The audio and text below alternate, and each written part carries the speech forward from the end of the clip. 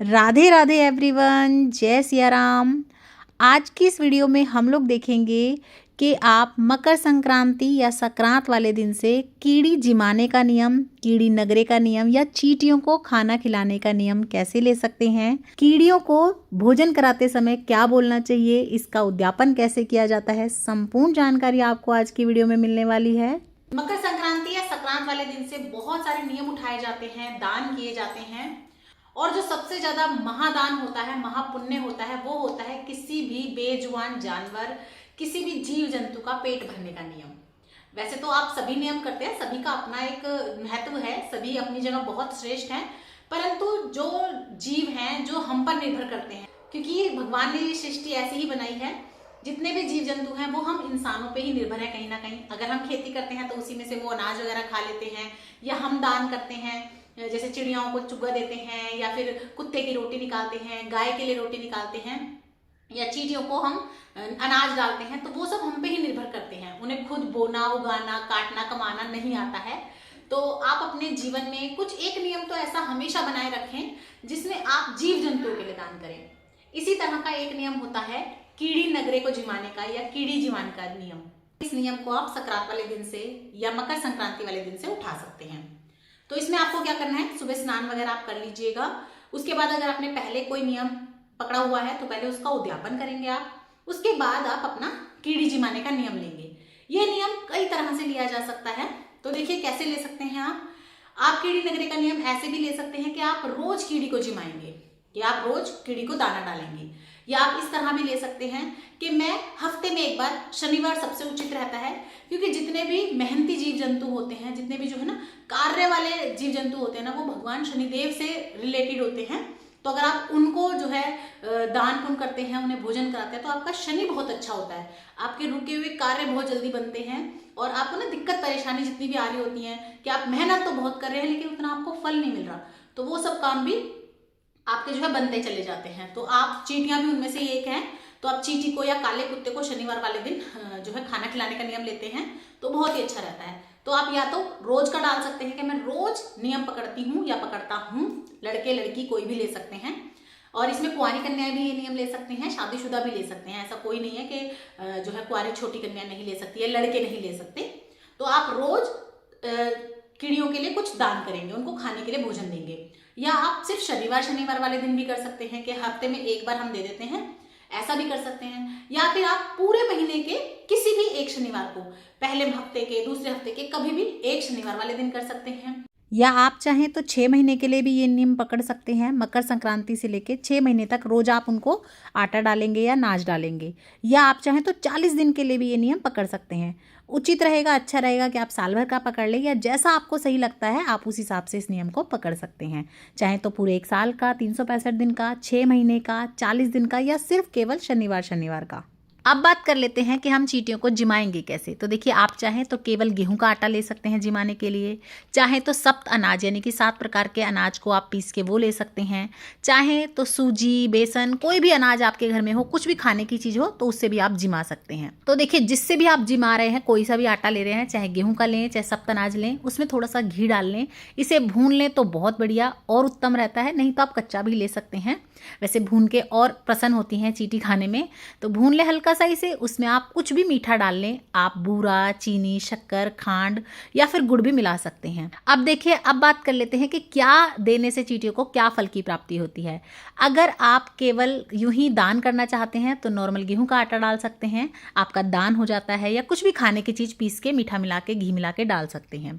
अगर आप चाहते हैं कि आपके रोग, कष्ट दूर हों, घर में किसी भी मेंबर के ऊपर मान लीजिए कोई हारी बीमारी है, कष्ट है, तो उसके लिए आप सप्तनाज यानी कि 7 नाजों में से या तो एक एक करके कभी कभी डाल सकते हैं, या 7 के 7 नाज इकट्ठे पिसवा के वो डाल सकते हैं। अगर आप लक्ष्मी माता को प्रसन्न करने के लिए, लक्ष्मी प्राप्ति के लिए ये दान कर रहे हैं, कीड़ियों को जिमा रहे हैं, तो फिर आप इसी आटे में थोड़े से तिल और डाल लीजिएगा। तो आप जो है ना लक्ष्मी माता को प्रसन्न करने के लिए इस तरह से डाल सकते हैं।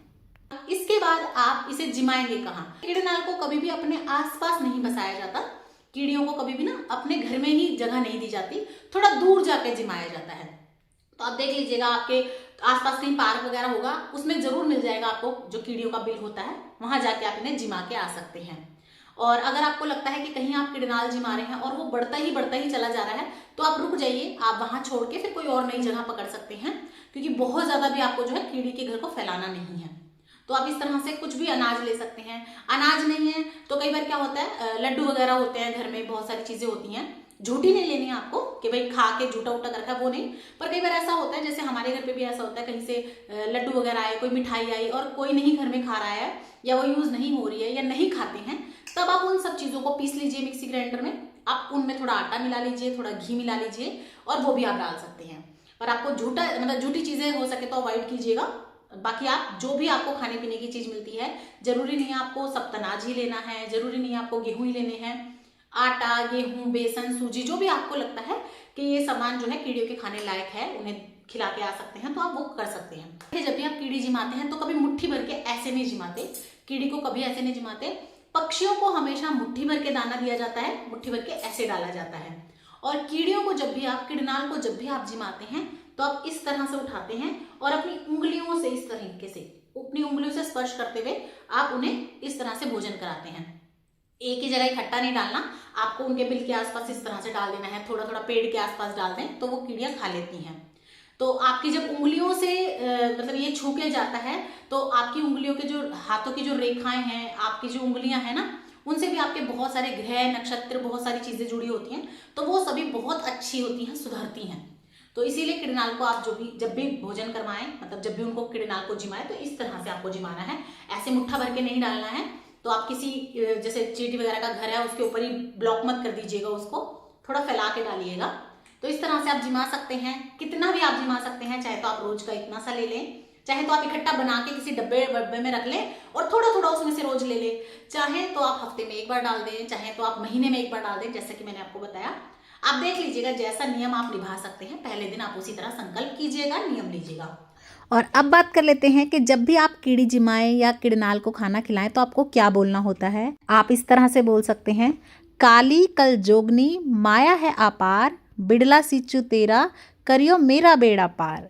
काली कल जोगनी माया है अपार, बिड़ला सिच्चू तेरा करियो मेरा बेड़ा पार। जब भी आप चींटी जिमाएं तो इस तरह से आप ज़रूर बोलें। और ये ध्यान रखें, जब आप चींटी जिमाते हैं, कीड़नाल जिमाते हैं, कि आपके पैर के नीचे कहीं चींटियां वगैरह दब के जो है मरे नहीं, वरना आपको दोष लगता है। तो थोड़ा संभल के उन्हें आप जिमाइएगा। अब बात कर लेते हैं कि आप इसका उद्यापन कैसे करेंगे। तो देखिए, उद्यापन के लिए आप कुछ भी मीठा ले सकते हैं, चाहे तो आप लड्डू ले लें, चाहे तो आप चूरमा बना लें, चाहे कितना भी आप ले सकते हैं। उसके आपको 3 हिस्से करने हैं। 3 हिस्सों में से एक हिस्सा आपको किसी भी मंदिर में चढ़ा के आना होता है। दूसरा हिस्सा आपको कीड़नाल यानी कि कीड़ी का जो ढेर होगा उसी पे आपको कीड़ी के घर में जिमा के आना है। अगर लड्डू हो तो उसे तोड़ लीजिएगा, चूरमा तो वैसे ही बारीक होता है, या अगर आप कोई मिठाई वगैरह ले रहे हैं तो उसे थोड़ा थोड़ा तोड़ लीजिएगा। और जो तीसरा हिस्सा है वो आपको प्रसाद रूप में बांटना है। तो इस तरह से 3 हिस्से करके कीड़नाल का उद्यापन किया जाता है। बहुत ही सरल विधि है। तो आप इस तरह से कीड़नाल जिमा सकते हैं। मकर संक्रांति वाले दिन से इसका नियम उठा सकते हैं। तो जैसा भी आपको सही लगे उस हिसाब से आप इस नियम को ले सकते हैं, पूरा कर सकते हैं। वीडियो आपको कैसी लगी कमेंट करके ज़रूर बताइएगा। वीडियो पसंद आई हो तो ज़्यादा से ज़्यादा शेयर कीजिएगा अपने फ्रेंड्स एंड फैमिली के साथ। और भी मकर संक्रांति से रिलेटेड सभी वीडियोज़ आपको मेरे चैनल पर मिल जाएगी, उन्हें भी ज़रूर देखिएगा। लाइक ज़रूर कीजिएगा। सब्सक्राइब अभी तक नहीं किया है तो प्लीज़ सब्सक्राइब कीजिए, शेयर कीजिए। और इसी तरह की और वीडियोस देखने के लिए चैनल पर बने रहें। कमेंट बॉक्स में जय सिया राम ज़रूर से लिख दें। जय सिया राम, राधे राधे।